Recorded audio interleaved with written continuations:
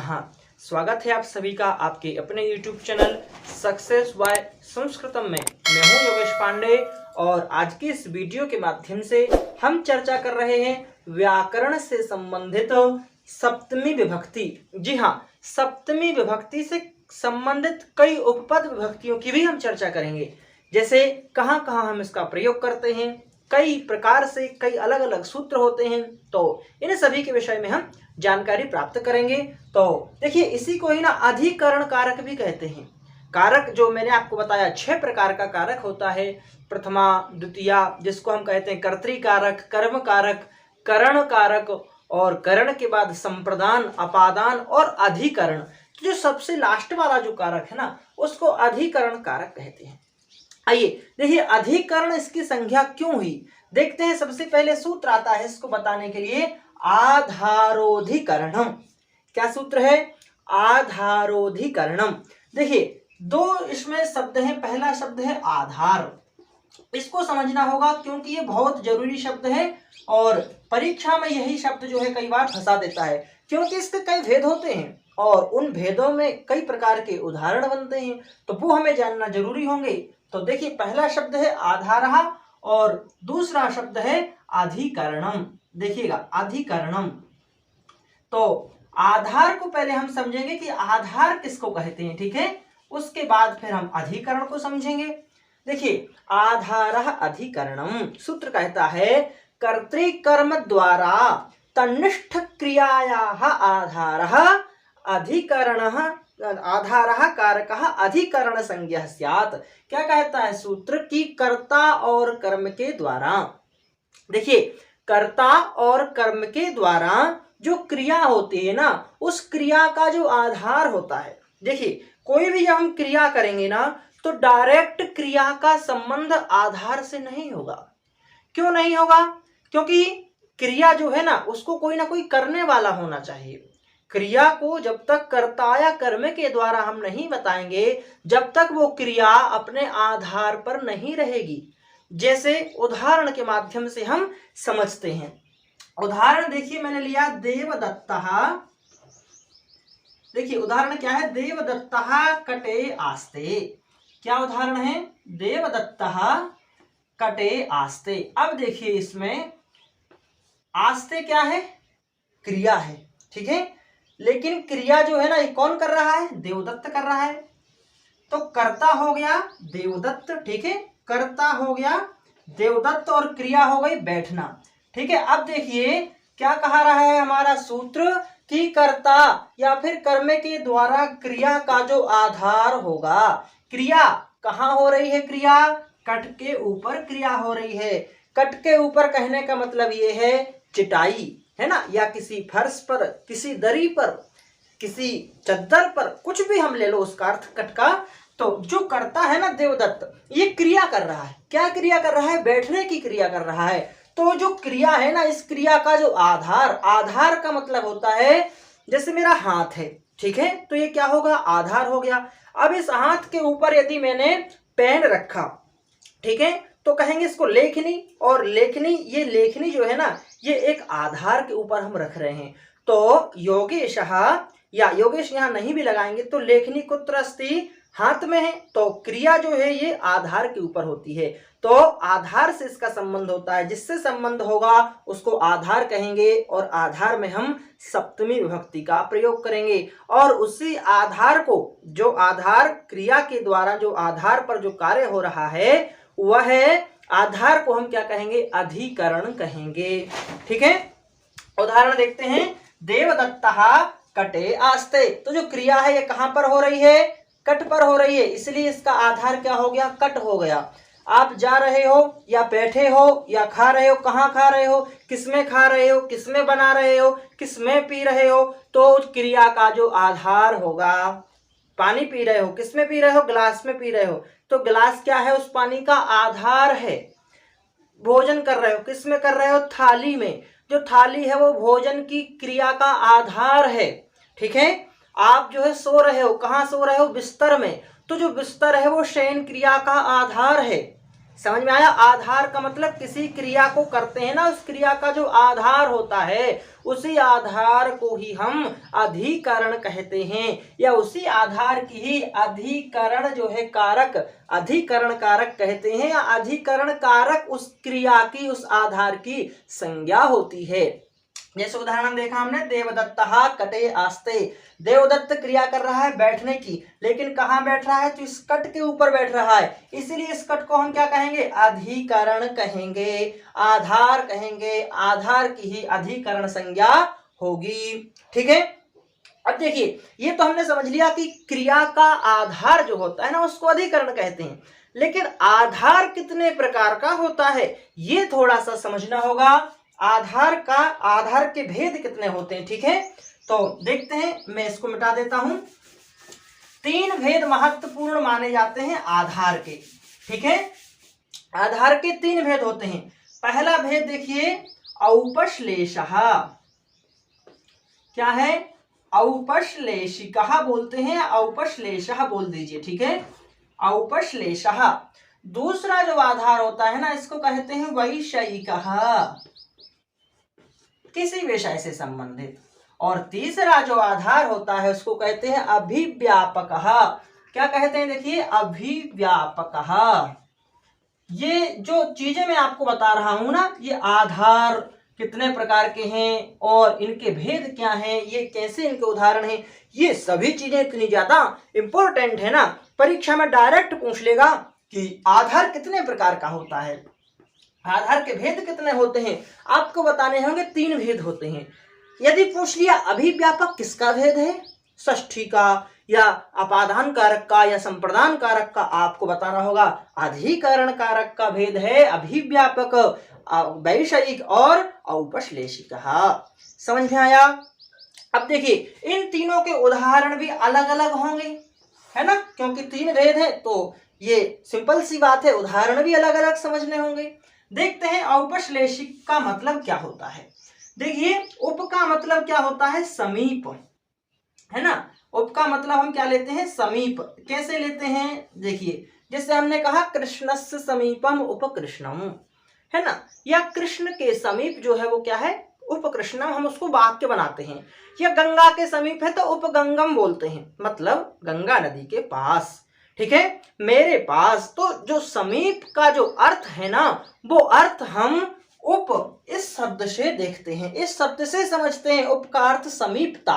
तो देखिए, उप का मतलब समीप है और श्लेष ये संबंध होता है ना। श्लेष क्या होता है? एक प्रकार का संबंध होता है। संबंध का मतलब हम कई प्रकार के संबंध, संयोग संबंध होता है, कई प्रकार के संबंध होते हैं। तो श्लेष का मतलब क्या लेंगे हम? संबंध लेंगे। अब देखिए, अब ये कह रहा है कि जिसके साथ में भौतिक संश्लेष हो। भौतिक संश्लेष का मतलब है भौतिक रूप से, भौतिक मतलब जो हमें दृष्टिगोचर हो उसको हम भौतिक कहते हैं। तो भौतिक संश्लेष हमें जहां देखने को मिलता है वहां पर हम ये वाला आधार करते हैं। कौन सा? औपश्लेषः। उप मतलब समीप और श्लेष मतलब संबंध। मैं लिख देता हूं, श्लेष मतलब संबंध। ठीक है, श्लेष मतलब होता है संबंध। देखिए, जहां पर समीपता का संबंध हो, मतलब कि कोई वस्तु है जो आपको दिखाई दे रही। देखिए, समीपता भी यहाँ पर कैसी है? भौतिक। संश्लेष यानी संबंध कैसा है? भौतिक। आपको जो दृष्टिगोचर हो रहा हो, आपको जो दिखाई दे रहा हो कि घर में व्यक्ति है, ठीक है, रूम में बोर्ड है ना, ये क्या है? ये भौतिक रूप से दिख रहा है हमें। आपके रूम में एक सोफा सेट है, आपको दिख रहा है, तो रूम जो है वो आधार होगा। ठीक है, और आधेय हो जाएगा आपका सोफा सेट, यानी आधार और आधेय। जो आधेय है वो कहाँ रहता है? आधार में रहता है। हाथ है, आधार हो गया। चौक जो है आधेय हो गई, तो हाथ जो है आधार होगा। चूंकि ये दोनों दिख रहे हैं, आपको दृष्टिगोचर हो रहे हैं, इसलिए हम इनको औपश्लेषिक इस संबंध में रखेंगे। ठीक है, औपश्लेषिकः। औपश्लेष में उप मतलब समीप और श्लेष मतलब होता है संबंध। श्लेष आदि संबंध यानी भौतिक रूप से जो संबंध हमें दिखलाई दें। ठीक है। संयोग आदि संबंध, संयोग संबंध तो जैसे कई प्रकार के संबंध होते हैं जो दिखाई देते हैं, जो एक दूसरे के समीप में रहते हैं, जैसे कि गिलास है, गिलास में जल रखते हैं, ठीक है, दूध रखते हैं, तो ये संयोग संबंध है। हटा दोगे तो वो अलग अलग हो जाएंगे। पानी जल जो है गिलास से निकाल दोगे तो गिलास अलग जल अलग, वहां आधार आधे संबंध आप प्रयोग नहीं कर सकते सप्तमी का, ठीक है। जहां पर संबंध होगा, दोनों का संयोग होगा, वहीं पर आप सप्तमी विभक्ति का प्रयोग करेंगे। और आधार कौन सा होगा? औपश्लेष आधार होगा। अब देखिए कई उदाहरण होते हैं, जैसे स्थाल्याम ओदनम पचति, थाली में तंडुलम पचति, थाली में तंडुल यानी चावल बना रहा है, पका रहा है, तो स्थाल्याम तंडुलम पचति, है ना। तो स्थाली दिख रही है, चावल भी दिख रहा है, दोनों का संयोग संबंध करेंगे। और थाली में पका रहा है तो थाली क्या हो गई? पकाने की क्रिया का आधार, इसलिए उस थाली में हम सप्तमी विभक्ति का प्रयोग करेंगे। अधिकरण कारक की संज्ञा हम उसको करेंगे थाली को, और थाली में सप्तमी का रूप बनाएंगे और कहेंगे स्थाल्याम ओदनम या स्थाल्याम तंडुलम पचति, ठीक है, तंडुलाम पचति, ठीक है। इस प्रकार से हम जो है यहाँ पर प्रयोग करेंगे। समझ में आया आप लोगों को? औपश्लेष का मतलब होता है जहां पर भौतिक रूप से संश्लेष हो, जहां भौतिक हमें दिखाई दे, दृष्टिगोचर हो, ऐसा जो संबंध होगा वो आधार आएगा। कौन सा? औपश्लेषिक आधार। दूसरा आधार समझते हैं हम वैषयिक। बहुत अच्छा है। वैषयिक का मतलब होता है विषय से संबंधित। विषय का मतलब होता है कोई भी विषय हो, विषय का मतलब हम ज्ञान भी ले सकते हैं, ज्ञान से संबंधित, है ना। अब देखिए इसको हम कैसे समझेंगे? जिसका आधार, जिसका आधे क्या हो? व्याप्य और व्यापक संश्लेष हो, ठीक है। या उदाहरण के तौर पर हम देखेंगे, जैसे कोई व्यक्ति मोक्ष, है ना, मोक्ष जानते हैं क्या होता है? एक विषय है, एक ज्ञान है। मोक्ष मतलब एक गति है, वो वहां चला गया, ठीक है। या कोई व्यक्ति मोक्ष को जानने के लिए, भाई मोक्ष क्या है, ज्ञान क्या है, व्याकरण क्या है, ज्योतिष क्या है, वेद क्या है, साहित्य क्या है, उपन्यास क्या है, हिंदी क्या है, अंग्रेजी क्या है, संस्कृत क्या है, ये सभी क्या विषय हैं। और इन विषयों को जानने के लिए जो इच्छा होती है ना, ये विषय से संबंधित इच्छा होती है। चाहे किसी भी प्रकार का विषय हो, किसी भी प्रकार का ज्ञान हो, जब आप उसको जानना चाह रहे हो या उससे संबंधित आप क्रिया करना चाह रहे हो, तो उस विषय में हम सप्तमी विभक्ति का प्रयोग करेंगे। जैसे कोई व्यक्ति है मोक्ष को जानने की इच्छा करता है, तो हम करेंगे प्रयोग मोक्षे इच्छा अस्ति, है ना। मोक्षे इच्छा अस्ति मतलब मोक्ष में क्या है? इच्छा है उसकी, ठीक है। मोक्ष को जो है जानना चाह रहा है, समझना चाह रहा है। जैसे हम कह देंगे व्याकरणे रुचि ही, व्याकरण पढ़ने में उसकी रुचि है, ठीक है। तो यहाँ पर विषय संबंधित होगा और वैषयिक आधार होगा व्याकरण, और व्याकरण में सप्तमी का प्रयोग करेंगे। जैसे हमने कहा ज्योतिष शास्त्रे रुचि ही, है ना, तो ज्योतिष शास्त्र में रुचि है उसकी। आई बात समझ में? जहां पर विषय संबंधित बात होगी वहां पर हम वैषयिक आधार करेंगे। दोनों में अंतर समझ में आया? औपश्लेषिक का मतलब है भौतिक, जहां पर दिखाई दे, ये दिखाई नहीं देगा।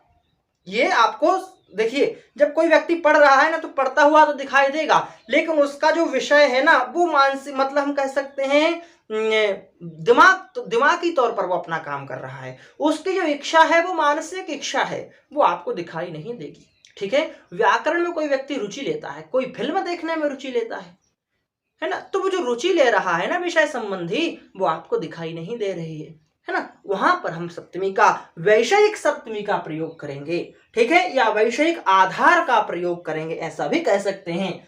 आगे देखिए अभिव्यापक। अभिव्यापक का मतलब ही हमें देखिए सुनने में लग रहा है, अभी मतलब व्यापक, व्याप जो सभी जगह व्याप हो, व्याप मतलब सभी जगह रहता हो, मतलब आधार में आधे जो है ना वो सभी जगह रहता हो, तभी ये वाला हम प्रयोग करेंगे। अब क्या होता है जो सभी जगह रहता है भाई? तो कहा वायु सभी जगह रहती है, सभी प्राणियों में वायु है। जितने भी प्राणी हैं, प्राण का मतलब जिनके अंदर प्राण है, जो जीवित हैं, उनके अंदर वायु है ना। तो हम क्या कहेंगे, और नहीं तो कहेंगे सभी जीवों में, जितने भी जीव हैं इस संसार में, सभी में आत्मा है। सिंपल सी बात है, आत्मा है तभी तो वो जीवित हैं। तो क्या कहेंगे, सर्वस्मिन आत्मा अस्ति, क्या प्रयोग करेंगे, देखिए सर्वस्मिन आत्मा अस्ति, सभी में आत्मा है, ठीक है। तो सर्वस्मिन आत्मा अस्ति, यहां पर हम प्रयोग बनाएंगे कि सभी में आत्मा है, सभी में जल है, ठीक है। सर्वस्मिन जलम अस्ति, सभी में वायु है, ठीक है। सर्वस्मिन वायु अस्ति, ये प्रयोग कहाँ होगा, जहां पर हमारा आधार और आधेय दोनों रूप से व्याप्त हो, मतलब जो आधेय है ना, आधेय मतलब आत्मा, कहां पर है, सर्वस्व सभी में है, तो सभी क्या हो गए, आधार, और आधेय क्या हो गया, आत्मा। तो आत्मा यानी आधेय सभी जगह व्याप्त है, किसमें, आधार में, इसलिए हमने यहाँ पर अभी व्यापक का प्रयोग किया, सर्वस्मिन आत्मा अस्ति, ठीक है। 3 प्रकार का आधार होता है, बहुत जरूरी है, तीनों को अच्छी तरीके से समझ लो, तीनों के उदाहरण समझ लो, ये कई बार हमें जो है फंसा देता है परीक्षाओं में, और बहुत ज्यादा इंपॉर्टेंट होता है। औपश्लेषिक, वैषयिक और अभिव्यापक, तीनों के उदाहरण हमने समझ लिए। अब देखिए कुछ जरूरी सूत्र और होते हैं जो कि सप्तमी विभक्ति में ज्यादा इंपॉर्टेंट होते हैं, ठीक है। ज्यादा इंपॉर्टेंट का मतलब ये है कि वो इतने ज्यादा अच्छे और इतने ज्यादा महत्वपूर्ण हैं कि उनका अर्थ भी कई बार परीक्षा में आ जाता है, उनके उदाहरण कई बार परीक्षा में आ जाते हैं, तो हमें पता होना चाहिए क्या है। देख लेते हैं, एक अच्छा सूत्र है, देखिए मैंने आपको जब षष्ठी विभक्ति का आप वीडियो देखेंगे, जो षष्ठी विभक्ति का इसके पहले मैंने वीडियो बनाया है, उसमें भी मैंने वो सूत्र बताया है, षष्ठी चानादरे। सूत्र का नाम क्या है, षष्ठी चानादरे, और सूत्र कहता है कि षष्ठी और सप्तमी दोनों का हम प्रयोग करेंगे जब किसी का अनादर किया जाए, ठीक है। जब किसी व्यक्ति का कोई अनादर करता है ना, तो उसमें हम जिसका अनादर कर रहे हैं ना, उसमें हम क्या करेंगे, षष्ठी या सप्तमी दोनों का प्रयोग करेंगे। षष्ठी का तो मैं प्रयोग आपको बता दिया हूं षष्ठी विभक्ति वाले वीडियो में, सप्तमी का प्रयोग इसमें बताता हूं। जैसे देखिए, रोदती शिशौ माता बहिरगच्छत, रोदती, रोदती में क्या बनाया हमने, सप्तमी विभक्ति का प्रयोग किया, और शिशौ है ना, शिशु में सप्तमी का किया, और शिशु का ही क्या है, ये विशेष है, रोता हुआ शिशु, हंसता हुआ शिशु, गाता हुआ शिशु, पीता हुआ शिशु।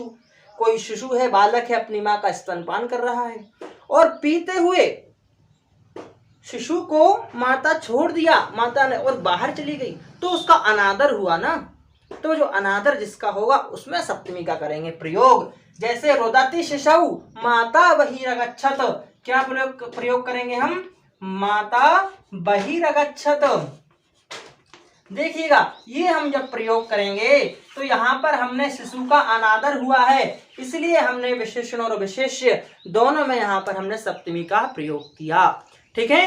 तो ये आपको समझना होगा, षष्ठी चानादरे सूत्र है, और सप्तमी का यदि उदाहरण आता है, क्योंकि सूत्र में षष्ठी लगी है अनादर में, लेकिन चा का अर्थ सप्तमी भी होता है, ठीक है। ये आपको यहाँ पर याद रखना है।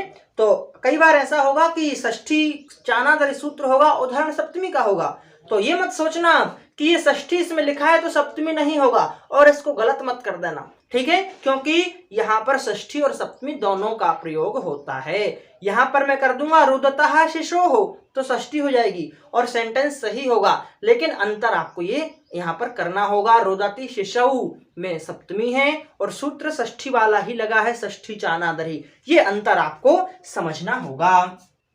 एक और मैं आपको बहुत जरूरी सूत्र बताता हूं यहाँ पर, यतश्च निर्धारणे।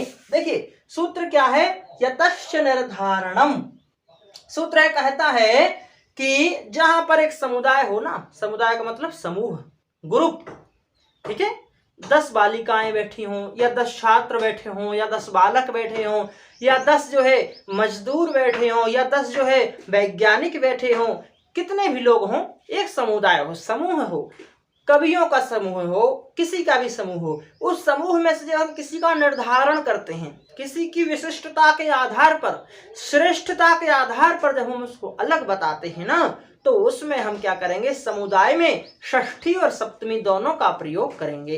देखिएगा यहाँ पर भी आपको याद रखना है, षष्ठी और सप्तमी दोनों ही सूत्र लगते हैं। जैसे मैंने किया प्रयोग यहाँ पर कविषु, क्या मैंने प्रयोग किया, कविषु कालिदासः श्रेष्ठः, तो यहाँ पर मैंने श्रेष्ठता के आधार पर सभी कवियों में से जो है कालिदास को श्रेष्ठ बताया। तो श्रेष्ठता के आधार पर मैंने क्या किया, कवियों का जो समूह था ना, उस समूह में से मैंने कालिदास को अलग कर दिया, श्रेष्ठ बता दिया। तो यहाँ पर जो निर्धारण शब्द है ना, इसका मतलब आपको समझना होगा ग्रुप से अलग करना, श्रेष्ठता बताना, छांटना। कई बार निर्धारण शब्द का भी परीक्षा में प्रश्न आ जाता है। निर्धारण का मतलब क्या है?